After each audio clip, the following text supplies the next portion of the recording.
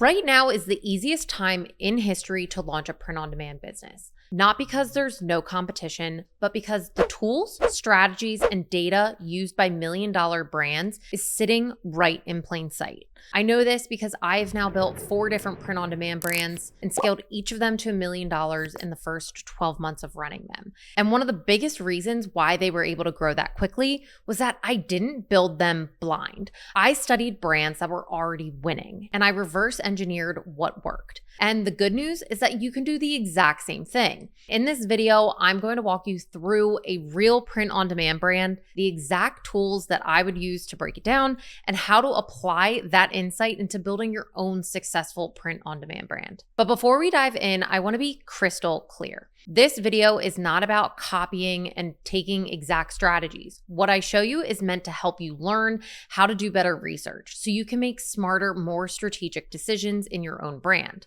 Copying another brand's niche, product, or designs isn't just unethical, it's ineffective. You can't connect with an audience if you don't understand their values, their humor, their culture. For example, if I tried to copy House of Chingasos, I would fail because I don't share that cultural background. I wouldn't know what resonates, what matters, or how to speak to that specific customer. The real value here in this video is understanding what they're doing well and then asking, how can I adapt this idea, this layout, this strategy to my niche, my brand, and my audience? Think of it like a masterclass in strategic inspiration, not a shortcut to success.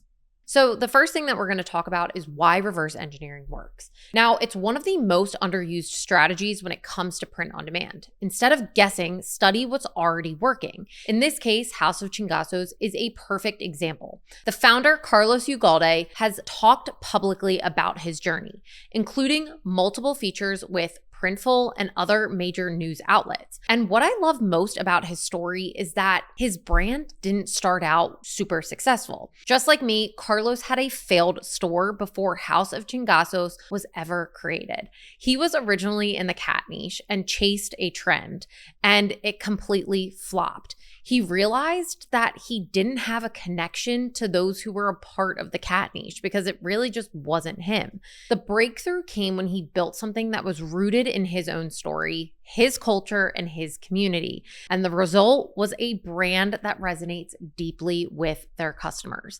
And clearly, this brand has resonated well because in 1 year alone, Carlos was able to do $1.9 million in profit. Yes, you heard me correctly, profit. So he has gotten very good at speaking to his customer. He knows them really well. And the most important part is that he's able to create designs that speak and resonate with those customers. It's the most important part of this entire process. And as we break down this brand a little bit more, you're really going to see that come to life. Now, the first step that I like to do with research is a simple Google search. I will search the brand. I'll read interviews if there were any interviews with the founder. I'll look at articles, press releases, podcasts, listen to how it started and what they struggled with, and then what shifted. That simple step gives you more insight than most people ever bother to find. And by looking at this research from a simple Google search, you kind of go down these like little paths. So I was able to find articles about Carlos, talking about his story, how he started with fulfilling with Printful of all companies, and how he was able to build this brand even through challenging times like COVID.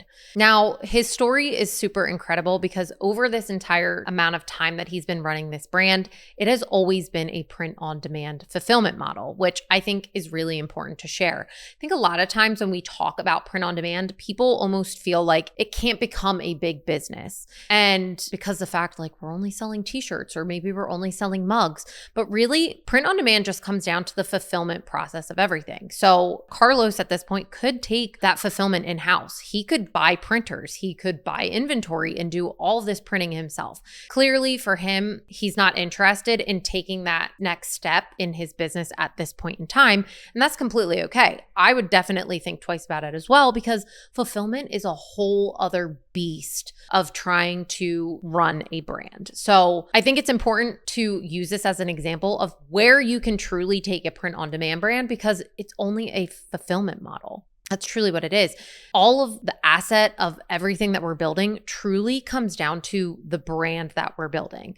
And yes, the t-shirts and the fulfillment, that's a part of the brand, and Printful or Printify can help you get there. But I think it's just important to realize how important branding is and how it can have a huge payday at the end of the day. I mean, $1.9 million in profit in 1 year is absolutely no joke. After I've done a quick Google search, the next thing that I like to do is truly see where the traffic is coming from. So I like to start my search with SimilarWeb. This shows exactly where the brand's traffic is coming from, whether that be social, search, paid, direct. And for House of Chingasos, the majority of their traffic comes from Facebook or Facebook ads. Now, the way that Carlos is able to get customers is the same way that I'm getting customers to my store. So it works for him, works for me as well. Now, looking at the breakdown of SimilarWeb, you can also see that the next highest comes from YouTube, which really is just a fancy way of saying Google ads because Google owns YouTube. So a lot is coming from YouTube via Google ads. And then next comes social. I'm not quite sure what could fall under here because there's also a section for Instagram. And we'll break down the Instagram kind of like funnel of how he could be potentially getting people from Instagram to the site. So social could just maybe be people sharing, etc. There's not a ton of data there. But finally, as you can see, you have Instagram, and then there's also direct traffic. So organic, people just doing a simple Google search and landing on the site. So this then tells me exactly where to look next. And remember when I said we have all of these fancy tools and tips in front of our eyes for us to use? This is where we start to break down the funnel. So the funnel is really how do people get in to our site and then move through the entire sales process, which we will break down as we go through this video. But this tells me the majority of the traffic is coming from Facebook. So my next step is to look at Facebook ad library. This is a super easy tool that you can use. It's free to everybody. It's run by Facebook. So just type in Facebook ad library. It'll be the first thing that pops up. You can search every single brand that is running ads on Facebook. So you can look up House of Chingasos, look at every single ad, all their creative, what kind of copy they're using to get people in the door. Now, when I was making this mirror board, it was right around Mother's Day. So all of the ads had to do with Mother's Day, getting people in to buy for their mom, getting them a gift, etc. But you can do this with top brands. We can look at Nike, we could look at Adidas, we could look at Free People. Anybody who does any sort of Facebook advertising, their ads are going to show up in the Facebook ad library. So I like to then break it down and look, what are they doing in their ads? Is there something that I could adapt or something that I could do that they are doing? Are they using lifestyle models? Are they using lay flat mockups? What kind of creative is it? Is it mostly video, or is it just simply a lay flat or a static image? These are all important things to keep in mind as we are doing research and digging deep on these brands. After I look at Facebook ad library, as you can see, the next biggest thing was YouTube ads. So you can actually go to Google's ad library and search for the advertiser. So luckily for us, House of Chingasos does do their Google ads in-house. So I was able to kind of do a reverse search, and I was able to find that they have over 300 different Google ads that are running. So that is a ton of ads that are scattered across the internet. So that is another way that they are getting people then to their site. Now, the third biggest way that they're driving traffic is through Instagram. As you could see, that made up about 10% of the total traffic coming to the site. Now, their Instagram is very interesting. They have over 100,000 subscribers, which is just amazing, the amount of following that they've built up. Clearly, they know how to talk to their customer, even on Instagram. The thing that I found most interesting was that the majority of the posts that they are including are memes. So just kind of a fun way to connect with their audience. I kind of wonder if they use this almost as research to look at like the memes that really resonate with people. And then from there, kind of reverse engineer coming up with designs that kind of hit on that same feeling that the person is getting when they're looking at the meme. Now, I could definitely be overthinking it, but I found it really interesting that the majority of their posts are memes. From there, they also have UGC, user-generated content, which makes people coming to their site more likely to buy because people have bought from them and they love them clearly because they're posting an Instagram about it, saying how much they love their shirt and their style and how much, this brand speaks to them. And the last thing that I noticed was not a single post was connected to their Instagram shop. They have an Instagram shop, so there is a way for them to be driving traffic there to gain sales. But interestingly enough, they aren't really connecting the two together. So I feel almost like when it comes to your email marketing, like it could be the same thing of like almost like fire sale every single day, like sale, come buy. But I think Carlos kind of does the same thing here. He doesn't want to feel like he's bombarding the customer, and more Instagram is almost more of like building a connection to the customer and speaking to them on a level that is beyond just like, give me your money, I want those sales. So I think those are really big takeaways just from looking at the traffic alone. Now, there's one more section that has to do with traffic that we'll get into in a moment, and then we'll go into the breakdown of the site and everything that I look at there. But before we do that, if you're finding this video to be really helpful and you want to take it a step farther, you can actually view the entire mirror board that breaks down this full case study. In order to grab it, just join my free school community using the link that's in the description below. Inside my school community, you'll get access to this full brand breakdown, plus 51 hours of print-on-demand training, templates, and tools. It is all designed to help you build smarter, faster, and with more clarity. It's completely for free, and we'd love to see you there. Okay, now before we get into the site, there's something that I want to show everybody here. Now, when I did my simple Google search, I found that there were two different marketplaces came up in that search. One was Amazon and one was Walmart.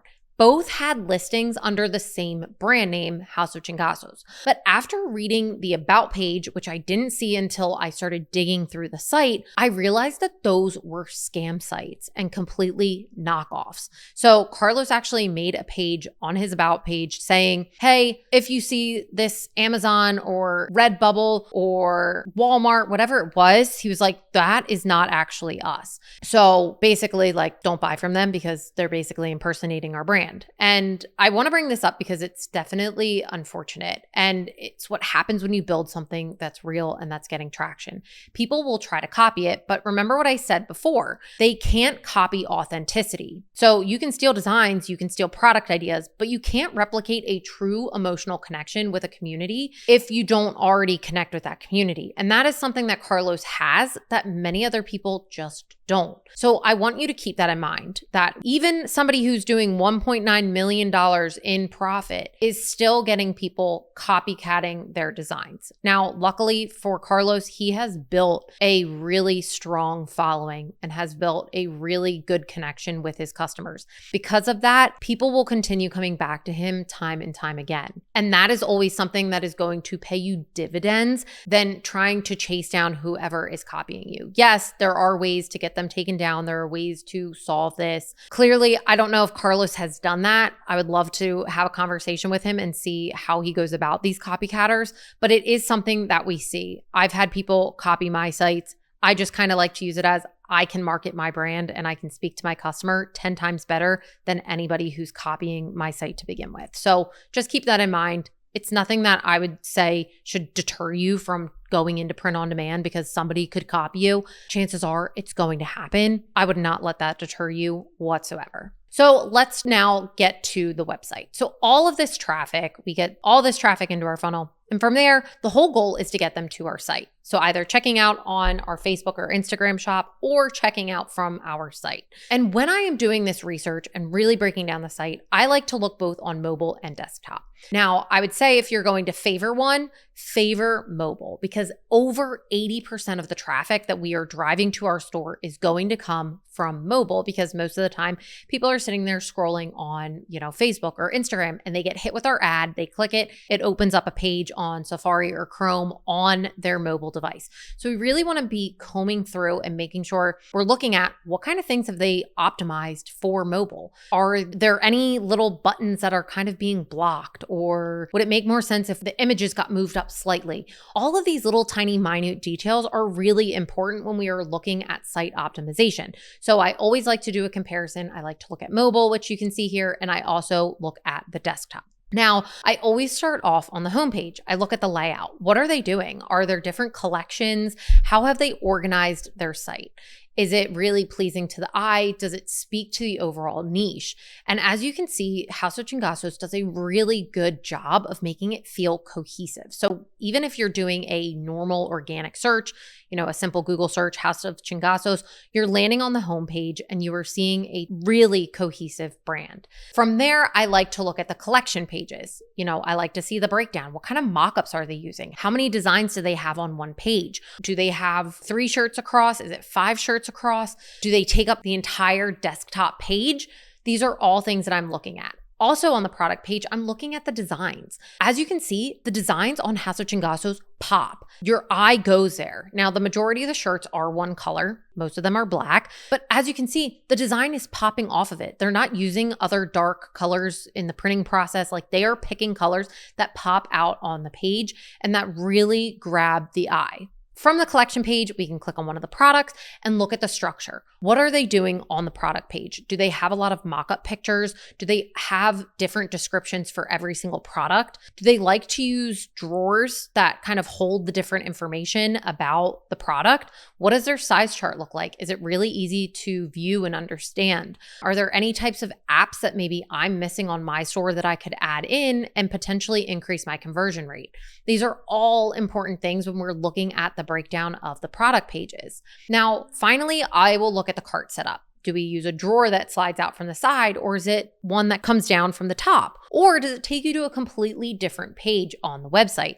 These are all things that are interesting and we should be taking note of, because as we get into the process of optimizing our site, these are all things that we can test to see, what do people like more? Do they like when the drawer slides out from, the right-hand side, or do they like when it comes down from the top to the bottom?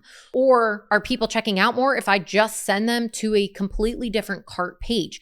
These are all important things and all little details that I like to take note of when I'm doing this kind of research. Now, finally, we can look at the checkout process. Now, the majority of the time, the checkout process is going to be pretty similar because majority of stores use Shopify, and Shopify has the same kind of checkout sequence for all of their sellers. Now, the things that I like to look at with checkout is, are they using a 1-step or a 3-step process to check out? So some, it's you just throw all your information in, boom, right there, click, checkout, done. Others, it'll take you through almost 3 different pages. So you'll put in your information. The next page, you'll put in your shipping information. And then the third, it'll give you like your final write-up receipt, and then you click checkout. So I like to look at that. Is the 3-step working better for them or the 1-step? And then beyond that, I like to look at the shipping rates. If I buy 2 or 3 shirts, what am I paying for shipping? And it's really interesting when you see these big brands and what they are able to charge for their shipping rates. So for House of Chingasos, I put in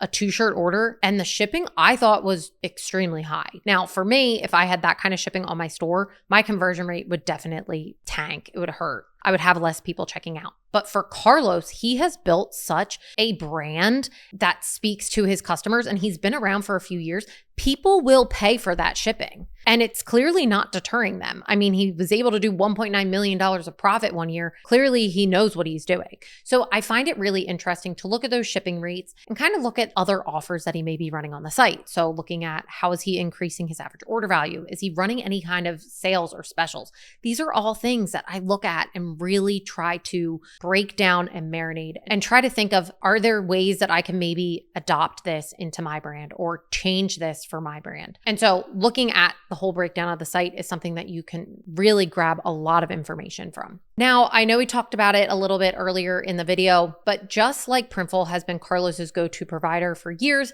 I can't recommend Printify enough. They have been helping me fulfill my print-on-demand orders ever since 2020 when I first got started in print-on-demand. Now, what makes Printify different is that it's not just one printer, it's actually a platform that connects you with a global network of top-tier print providers. You get flexibility to choose your printer, your products, and where your orders are actually fulfilled from, which is a huge advantage as you grow and scale your brand. Now, here's something that's really exciting. Printify and Printful have recently joined forces, which means we'll we'll likely see even more innovation and flexibility coming down the pipeline, and we won't have to really pick and choose between either of the platforms. Now, I'll keep you posted as we learn more about what that partnership looks like for us sellers, but for now, I would still recommend going with Printify. They have over 8 million sellers currently using them, and still their pricing consistently beats out the top competitors in the field, giving you more room for your profit while still delivering high quality products. Now, luckily for us, it integrates seamlessly with platforms like Shopify and Etsy. So once your products are live, Printify then will handle the production, the fulfillment, and the shipping, and we won't have to worry about any of that like Carlos was doing with House of Chingasos. So instead of having to worry about the fulfillment and how to print and get things shipped to your customer, you can focus on building your brand. So whether you're selling apparel, accessories, or mugs, you can launch and scale without ever touching a piece of inventory. So if you're ready to give Printify a try, I've dropped a link in the description below, and you can use the code WeScale to get 1 month of Printify Premium completely for free. All right, but let's get back into Carlos's funnel. Now, the last thing that we're going to talk about is the email marketing strategy, or kind of like the retargeting strategy, which is one of the most important parts about building one of these brands because of the fact it is so powerful and really leads to so much of where the profit comes from. So one of the sites that I like to use to do research on email marketing is called Mild.com. It is just like the Facebook ad library, but for emails. You can simply type in any brand and see if their emails pop up in Mild.com.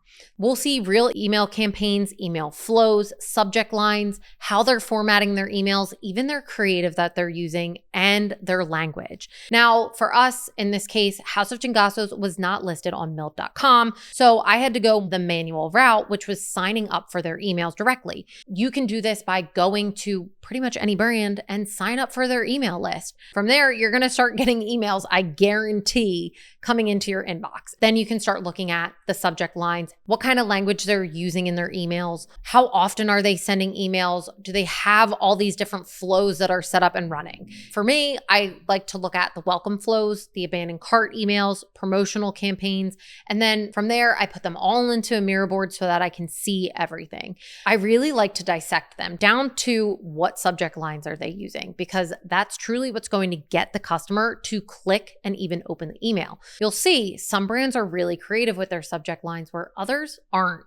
So you can kind of start picking out ones that would fit within your niche and really talk to your customer. Another important thing about email marketing is making sure that the voice and the tone that you're using on your site is matching in the emails. So I like to look at like what kind of language is Carlos using in his email marketing to talk to these customers? And is there a way that I can kind of take that creativity that he brings into his emails to put into mine? What kind of spins and twists does he use? So all of that really starts to stand out over time the more that we research these brands. Now, Carlos clearly understands his audience.